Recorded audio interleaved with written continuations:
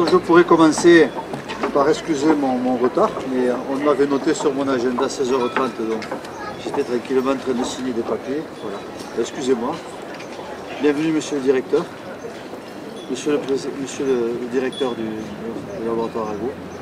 C'est toujours un plaisir que de répéter cette tradition, cette exposition qui est devenue une tradition. Ça fait 3 ans maintenant que sur cet espace Sagols, on inaugure des expositions dédiées au laboratoire Arago à la science. Donc les premières ont toujours été très intéressantes. Et il y a eu ce mariage entre l'artistique et la science qui nous a fait beaucoup rêver et qui a beaucoup intéressé le public. Et j'avoue que cette esplanade où les gens ne faisaient que passer, c'est devenu une esplanade où les gens s'arrêtent, regardent l'exposition et les travaux que vous y faites, l'exposition que vous y menez sont une source d'intéressement pour nos amis touristes et les Bagnolins aussi. Puis je vois qu'il y a des Bagnolins à qui j'ai demandé de venir, qui nous ont rejoints et tout le monde me parle toujours avec des mots très élogieux de ce que vous faites. Alors, très modestement, j'avais pris... Ah, ce micro ne marchait pas trop bien. Très modestement, j'avais pris quelques notes parce que présenter une exposition sur le CNRS, c'est quand même compliqué pour un maire qui n'est pas du tout un scientifique. Donc, le Centre national de recherche scientifique, un des plus importants du monde, scientifique qui explore le vivant, la matière, l'univers, le fonctionnement des sociétés, et qui font progresser la connaissance, et qui nous intéressent beaucoup. Le budget du CNRS est 34 milliards d'euros, c'est 3200 personnes qui y travaillent, et c'est 110 laboratoires qui en dépendent. Je me suis un peu renseigné parce que je me suis dit si j'arrive là, comme ça. Les domaines de la recherche sur la biologie, la chimie, l'écologie, l'environnement, l'ingénierie des systèmes, les mathématiques, le nucléaire et les particules, la physique, la science de l'information, la Terre et l'univers. Et j'avoue, pour être très loin du monde scientifique, qu'il m'arrive parfois de lire des livres qui concernent la science, et on arrive à les dévorer comme pratiquement un roman, telle la découverte est importante et tellement on apprend de choses. Les missions, vos missions, sont faire progresser la connaissance et être utile à la société.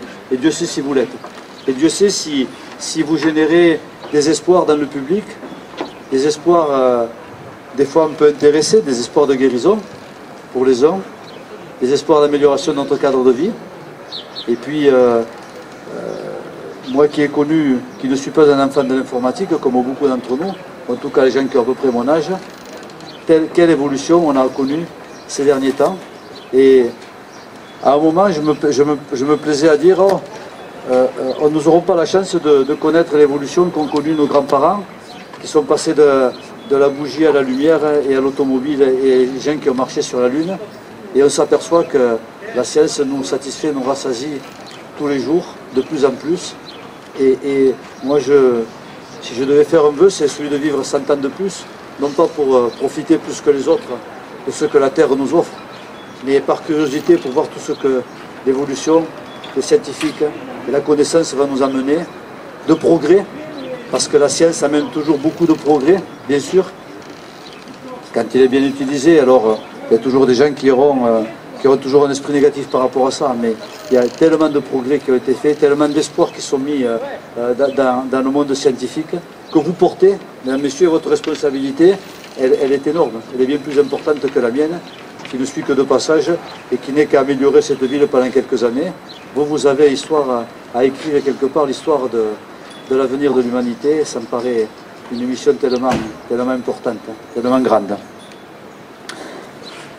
Voilà, et puis les derniers mots s'adresseront à Vincent Laudet, avec ce laboratoire Arago, avec lequel nous entretenons un partenariat qui n'est que du bonheur, parce que d'abord j'apprends beaucoup à vous connaître, j'ai beaucoup appris à vous connaître.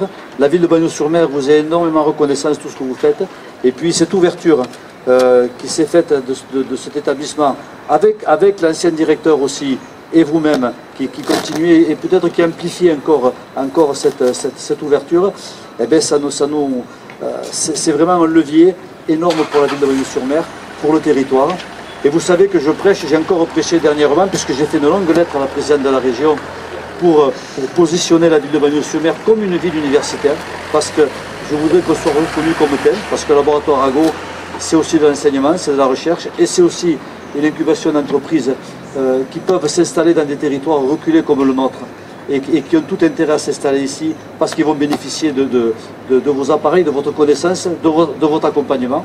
Et ça, c'est une vraie richesse pour la ville de Bagnols-sur-Mer, mais au-delà de la ville de Bagnols-sur-Mer, c'est une vraie richesse pour nos territoires et notre région. Et c'est ce que j'essaye de plaider avec la région. Je pense que j'y arrive, pas tout seul, avec vous, avec d'autres élus. Je ne suis pas tout seul, je ne suis pas Don Quichotte là-dessus.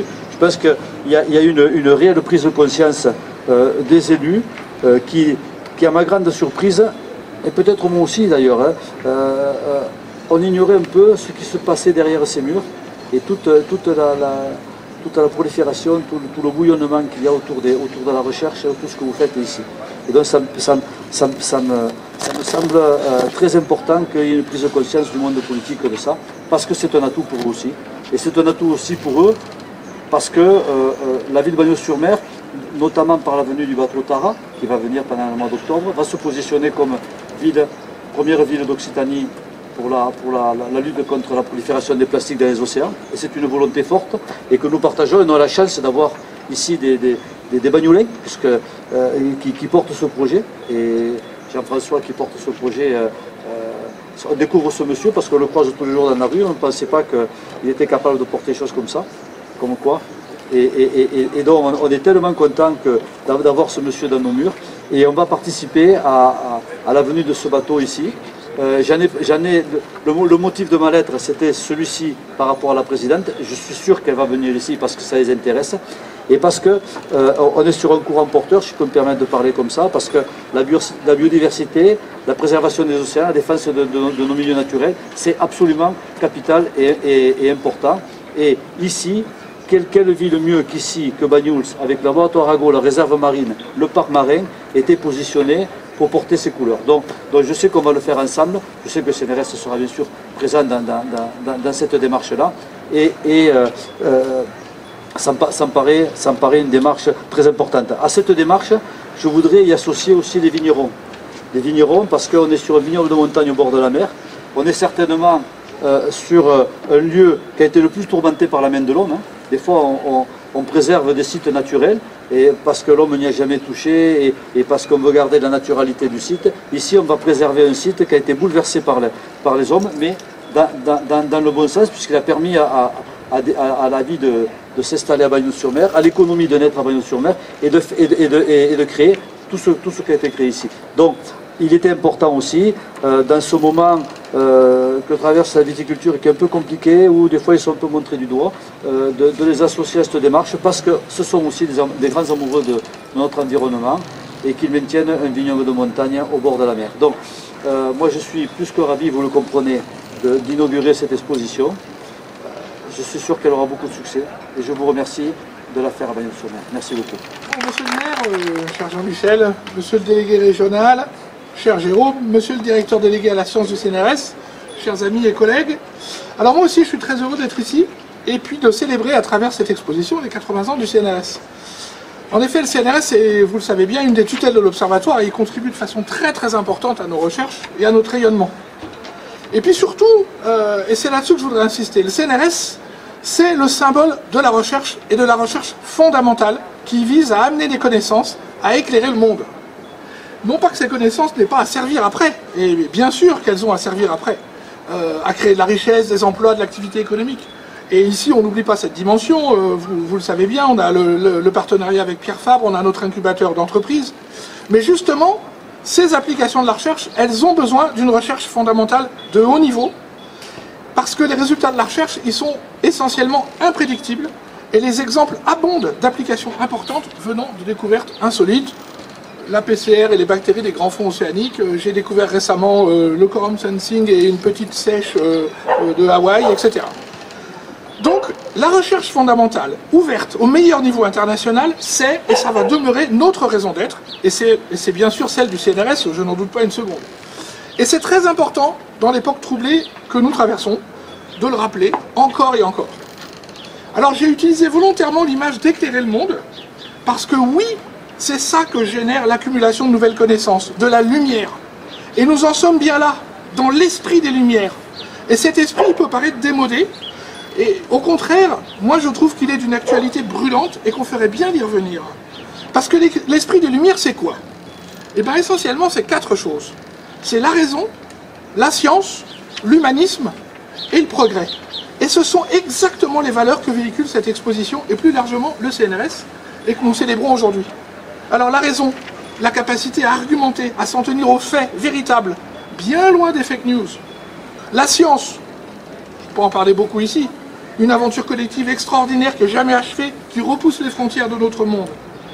L'humanisme, parce que nos philosophes des Lumières, là, les Voltaire, Diderot, Rousseau, etc., ils le savaient bien. Rabelais disait ça encore mieux, science sans conscience n'est que ruine de l'âme. Eh bien oui, l'humanisme doit être au cœur de la science. Et puis le progrès, bien sûr, parce que malgré le désastre environnemental qui s'annonce, malgré les nuages qu'on voit partout apparaître, on ne peut pas, nous ici, nous ne pouvons pas croire au progrès de l'humanité. C'est, là encore, c'est au cœur de ce que nous sommes. Donc rien n'est plus important que de partager ces valeurs avec le grand public, et c'est ce que cette exposition va faire.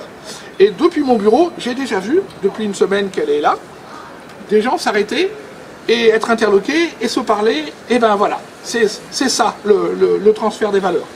Alors c'est pour ça que j'ai accepté tout de suite la proposition de cette année d'accueillir cette exposition pour les 80 ans du CNRS. Elle est parfaitement en phase avec la vision que nous portons à l'Observatoire. Et je suis très heureux que vous soyez venus, chers collègues du CNRS, chers amis, pour montrer l'importance que vous lui accordez.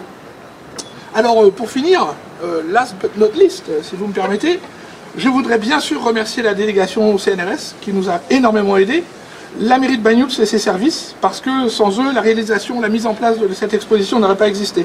Je ne dirai jamais assez combien je suis content des excellentes relations que nous avons avec la mairie de Banyuls. Monsieur le maire l'a dit, mais la réciproque est vraie. Vraiment, on s'entend très très bien. Et on a déjà de belles réalisations communes et je sais qu'il y en aura d'autres.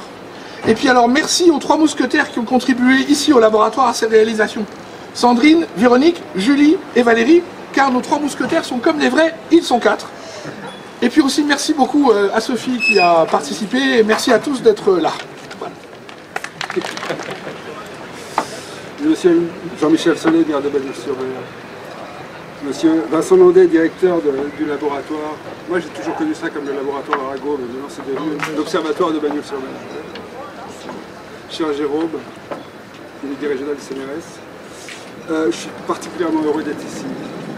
Monsieur le maire, vous avez dit que vous n'étiez pas un scientifique, et pourtant, si vous allez au ministère de la Recherche, l'enseignement supérieur de la recherche et de l'innovation, vous voyez, il y a une salle dans laquelle il y a un rêve de Hubert Curien, des grands ministres de la recherche, qui dit « J'aimerais bien m'endormir et être réveillé dans 1000 ans, disait les gens, pour voir quels sont les progrès que la science a apportés. » Vous voyez, vous êtes un grand scientifique, parce que Hubert Curien était un grand scientifique, il a les mêmes rêves que vous. Cette année, c'est les 80 ans du CNRS. 80 ans, c'est un âge certain. Mais pour une institution comme le CNRS, dont l'ADN et la recherche fondamentale, c'est un âge où on regarde vers le futur. On regarde vers le futur, et c'est pour ça le motto de cette année qui est bâtissons des nouveaux mondes, bâtissons des nouveaux mondes ensemble. C'est l'image qu'on a, d'aller regarder vers les mondes du futur et en quoi la recherche fondamentale d'aujourd'hui va nous aider à construire ces nouveaux mondes. L'exposition qui est ici, elle représente tous les mondes qui sont explorés par les équipes du CNRS, donc c'est beaucoup plus large que ce qui est que les sujets d'études des 4 laboratoires qui constituent l'observatoire. Et le choix qui a été fait, c'est d'incarner ces nouveaux mondes par des portraits de femmes et d'hommes qui égrènent ces photos et qui donnent à voir au grand public le visage de ceux qui font avancer la science au quotidien dans leurs laboratoires, dans leurs observatoires et sur les sites naturels lors de leurs missions sur le terrain ou dans les grands instruments. Si vous regardez chacune de ces photos, c'est un monde en soi avec une science en elle-même, il faut les regarder dans cet état d'esprit qui est là. Alors ce monde, il a bien changé. Parce qu'en fait, si vous rendez cette exposition, elle a été pendant 2 mois, sous une forme un peu différente, mais dans le grand couloir de la gare Montparnasse, le couloir du métro de la gare Montparnasse. Quand j'étais petit, pour aller à Banyuls-sur-Mer, il fallait prendre le train à la gare de Serlitz. Maintenant, c'est plutôt à la gare de Lyon, mais maintenant, il y a une connexion directe entre la gare Montparnasse et Bagnols-sur-Mer, vous ne le saviez pas, elle est là, autour de vous.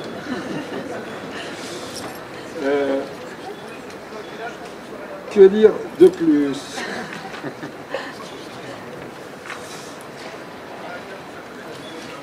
Voilà.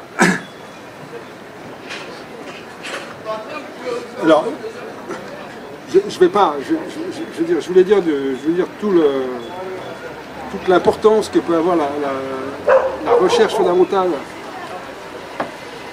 non pas en tant qu'elle-même, donc explorer de nouveaux mondes qui a un intérêt en soi, c'est améliorer les connaissances d'un intérêt en soi, mais c'est aussi parce qu'on est persuadé que donner du temps au temps et permettre de faire avancer les connaissances est la meilleure manière d'aller vers de l'innovation et d'aller vers des progrès de l'innovation pour la société. Et comme ça a déjà été dit par Vincent Naudet, je ne vais pas insister là-dessus, et ça a été mieux dit par Vincent Naudet que par moi-même, je ne vais pas insister là-dessus. Hein. Ce que je voulais dire, c'est...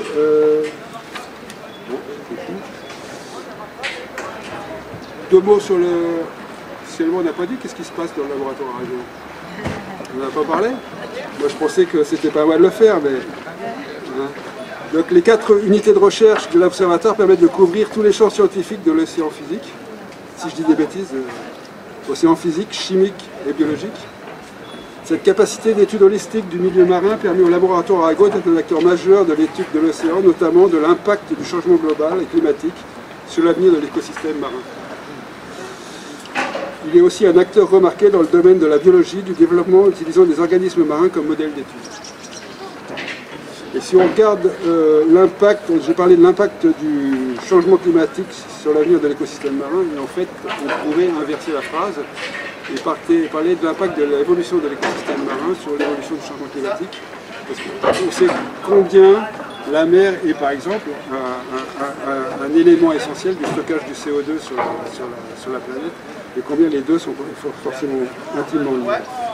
Donc je vais conclure ce laboratoire Arago avec ce nouvel aquarium que j'ai visité là, après avoir visité plus de 100 fois le précédent. Hein. Chaque fois que je venais en vacances chez ma grand-mère, je visitais le laboratoire Arago. Et bien, je suis heureux, et combien heureux de voir que comment? C'est ce qu'a fait naître ta fibre scientifique. C'est ce qu'a fait naître ma fibre scientifique. Combien je suis heureux de voir qu'il est développé, on est quand même, je veux dire, ça n'a pas été cité, mais on est quand même, enfin, c'est nécessaire de citer que le laboratoire Arago est bien sûr une idée du CNRS, mais aussi à une autre tutelle qui s'appelle Sorbonne Université, et qui s'est développée en bonne coordination entre les deux tutelles qui ont développé et qui développent encore ce laboratoire. Et le CNRS qui a mis les moyens continuera à mettre tous les moyens nécessaires à ce développement. La bonne coordination qu'on voit ici entre les chercheurs, la bonne entente entre les chercheurs, les autorités, les pouvoirs publics et les autorités, et donc, j'allais dire, la société et la population est quelque chose de nécessaire pour nous. Les relations entre la science et la société sont quelque chose de nécessaire. C'est aussi le sens de cette exposition. Et donc, je ne peux que ce que je voulais dire, ce que je voulais dire au début, mais je le dis maintenant, c'est que les 80 ans du CNRS, c'est pas tous les jours. Mais en ce moment, un petit peu, parce qu'on fait un grand tour du monde, des événements. J'étais à l'ambassade de France à Londres. Hein, le président du CNRS, PDG du CNRS, Antoine Petit, va aller à Moscou. Il a déjà été en Chine. Je vais aller à Santiago du Chili pour fêter les 80 ans du CNRS. Donc je suis heureux aussi d'être à Bagnols-sur-Mer. Alors bien sûr, il y a d'autres villes de France. Hein, j'ai comparé les Bagnols avec les villes qui étaient comparables. Et donc je suis heureux de venir ici à Bagnols. Vous avez compris, pour des raisons scientifiques et un petit peu pour des raisons personnelles. Mais monsieur le maire, je ne peux que vous encourager à continuer à avoir des bonnes relations avec ce laboratoire, parce que je suis persuadé que ce laboratoire peut vous apporter autant que vous lui apportez.